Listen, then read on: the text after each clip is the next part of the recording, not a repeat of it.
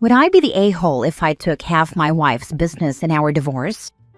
My wife, 58 female, and I, 64 male, are in the middle of a divorce. She doesn't want therapy, doesn't want to work on things. She only wants out, and right now she isn't even speaking to me. During one of our arguments, she practically screamed, "I'm done being civil." And in my head I thought, okay bitch, me too, though I never actually said it out loud. That moment stuck with me because it felt like a turning point. Here's where things get complicated. My wife owns her own business and does fairly well with it. She makes a little more than I do, but not by a huge margin. My lawyer explained that since the business is a marital asset, I'm entitled to half its value.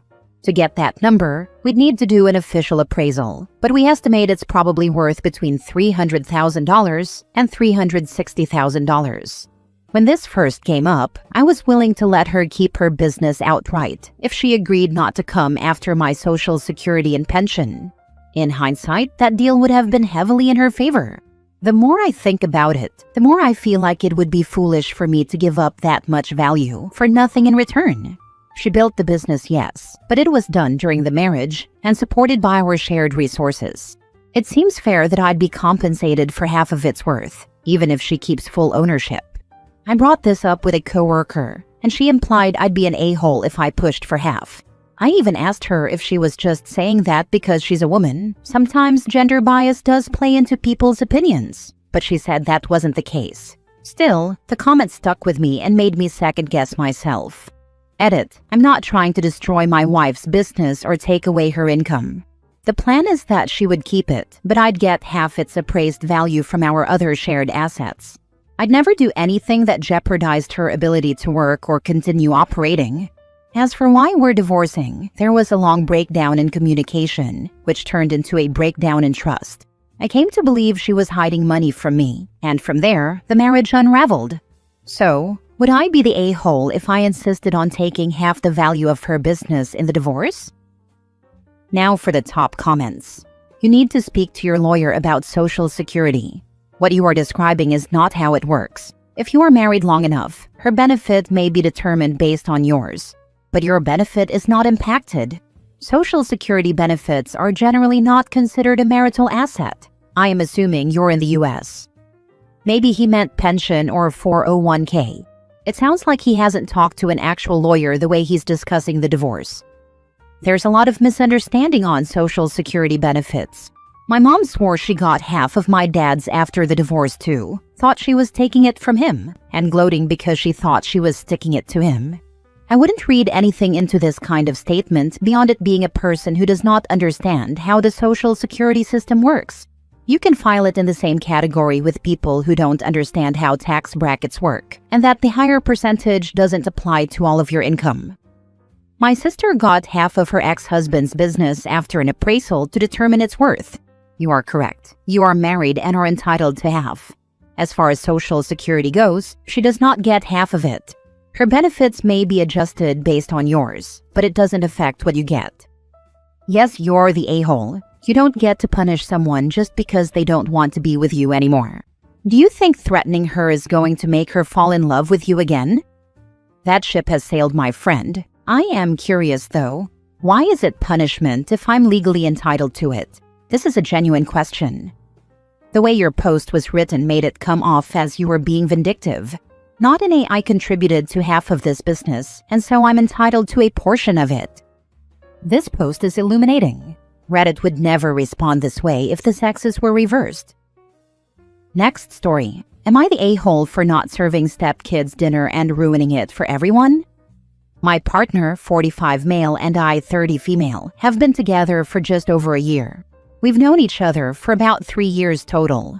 We currently live together, moved in early as my lease was up, and although it was too early for both of us, we decided that's ultimately where we wanted the relationship to go. We are a blended family of 5 kids. We recently went camping where his kids, 16, 14, and 12, met a group of 18-year-old boys. His youngest daughters wanted to go hang out with a group of boys at night. The boys had been drinking, legal here, and were intoxicated when they left our campsite. My partner said no and was met with attitude, so I stepped in and said it was inappropriate for underage girls to be with adult men who had been drinking. I offered to go to their campsite with them, but they said no. Normally, I wouldn't put my 2 cents in. I'm very much nacho when it comes to each other's kids, but they were giving their dad such bad attitude, and we were just trying to enjoy our bonfire. The girls turned on me, yelling, name-calling, and being totally disrespectful. My partner said nothing, and I went to bed pissed off. I was only looking out for them and having my man's back, and I didn't deserve that. For the next 2 days, on a couple of different occasions, my partner and I talked about the issue. He said I should just move on and forget about it. I explained to him that I felt completely disrespected and that name-calling is never okay, especially from children. I told him I feel uncomfortable cooking, cleaning, and providing for people who call me a C-word and talk to me with such poor attitude when I'm only looking out for them. I made it perfectly clear I was done doing these things until an apology was in order. They had been at their mom's until last night. Last night I cooked a lamb roast, heaps of veggies, and the works as it was his son's 16th birthday. Throughout the day I asked what was going on with the girls and reminded him that I wasn't cooking/cleaning for them. He said nothing. Well, dinner time comes, and we're all in the kitchen. I told the girls, like you said on Saturday, I'm not your mother, so it's not my job to put food on the table for you. I don't do favors for people who talk with such disrespect. All hell broke loose. His daughters started screaming, cursing and asking why I was still there, saying I should leave. My partner said I had upset his kids, picked a fight at dinner, and ruined it for everyone. He didn't have my back at all. I ended up walking away. He went to the opposite side of the house with his kids, and I went to the other end with mine. This morning we haven't spoken a word, but there's tons of tension in the house. I didn't think I was the a-hole for standing my ground about the disrespect while camping, but maybe I am for saying something at dinner? So Reddit, am I the a-hole? Why are you with this man? Her lease was up. Always a great reason to blend families. Honestly, your partner should have had your back. If he's gonna ignore the disrespect, that's on him, not you. You setting limits is healthy, not ruining dinner. He has called me names during arguments previously, and I've made it clear I won't be putting up with it. He hasn't called me any names in a long time. His ex, who cheated on him and is now remarried to her affair partner, has sent threats and name-called via Facebook Messenger, which I didn't see because it went to spam. When I did see it, I reached out an olive branch and said I didn't have any issue with her and it would be best if we could all get along. Now I'm copying it from the youngest kids. And I feel very strongly about ending the relationship due to everything I've put up with over the past year. I feel I deserve to be treated better. And yet here you are putting up with it again. Are you okay with your children seeing how you let others treat you? Apples don't fall far from the tree. The children learned that somewhere. Probably mom is trash-talking OP, and they see their father disrespecting her as well. Just an unwinnable situation all around. Next story. Am I the a-hole for blowing up on my husband because he keeps eating my emergency snacks after I've asked him not to? Today, I, 29 female, blew up on my husband, 31 male, for eating my emergency snacks that I keep for hypoglycemia episodes. I am currently 19 weeks pregnant with our second baby. During my last pregnancy, when they did the glucose test to check for gestational diabetes, they discovered that I actually have hypoglycemia. This made a lot of sense given the symptoms I experienced even before pregnancy. During pregnancy, it's much worse.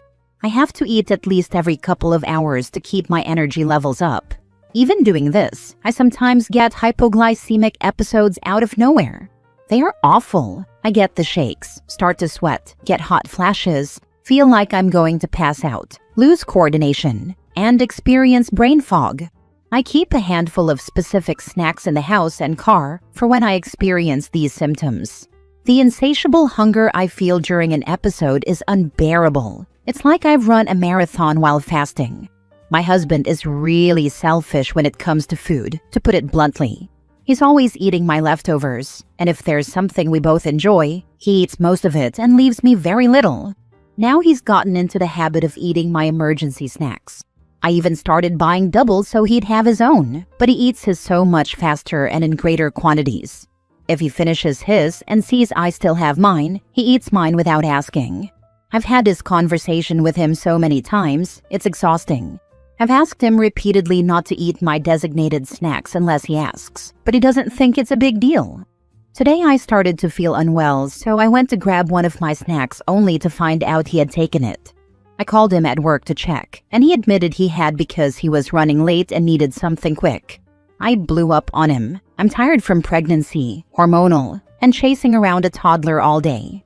Yes, we have other food in the house, but these snacks are specifically chosen because they're easy to grab and balance my nutrition quickly. It seems silly to be upset over food, but I'm exhausted from repeating myself. He always says he'll replace what he eats, but that doesn't help me in the moment when I need it. I yelled at him, told him not to talk to me when he gets home, and said he could figure out dinner for himself. So I guess my question is, am I the a-hole for being so upset over snacks? Hypoglycemia can harm your baby, and his desire for a snack does not take precedence over your need for one. In fact, it's incredibly selfish of him. I would show him articles on the effects of hypoglycemia on a growing fetus, not the a-hole. I'd make an appointment with your OB so he or she can explicitly explain to your husband what is happening with your body during an episode, the impact on the life growing inside of you, and the real potential of you hurting yourself, your toddler, and the baby if you fall, faint, get a dizzy spell, or blurred vision, etc. I'm not sure of the current info, but when I was pregnant, it could potentially lead to health complications for the baby, and it was very important to manage it to minimize the risk. If your husband really can't control his eating, he needs to see both his doctor and a therapist. Not the a-hole, not the a-hole, not the a-hole. Is he this inconsiderate and uncaring all the time? How did you get to marriage and 2 kids deep with such a useless person? Not the a-hole. I'm sorry you're bound to such an idiot OP.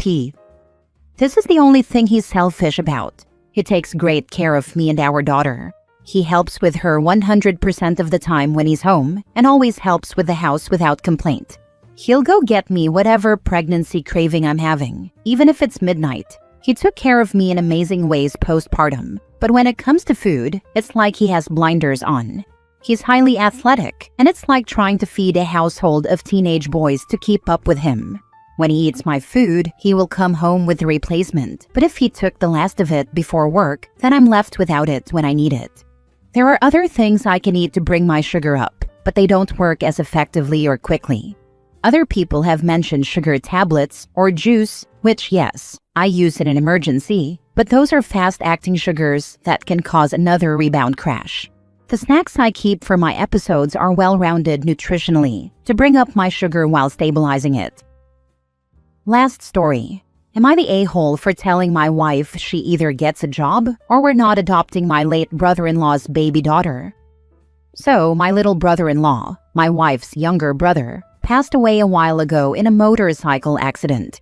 It was sudden, tragic, and I'm still heartbroken over it. I really did love that kid like a son. My wife and I are in our mid to late 40s, and I've been with her since just a few months before he was born.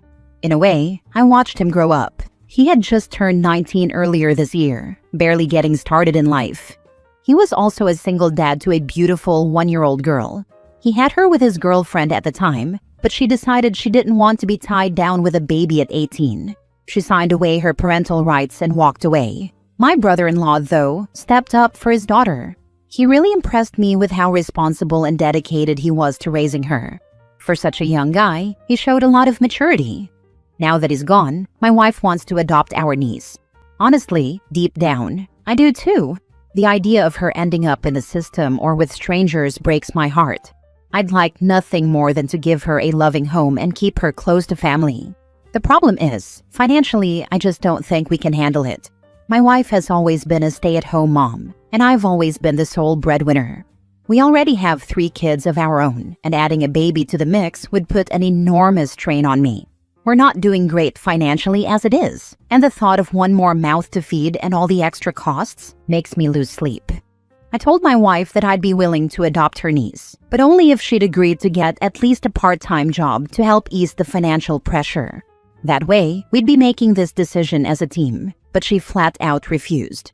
She insists that she needs to stay home to raise our kids and look after the household, especially since our youngest still needs a lot of attention. When I told her that without her financial contribution, we just can't realistically adopt, she got furious. My father-in-law actually understands where I'm coming from and agrees with me. But my mother-in-law and my sisters-in-law are siding with my wife.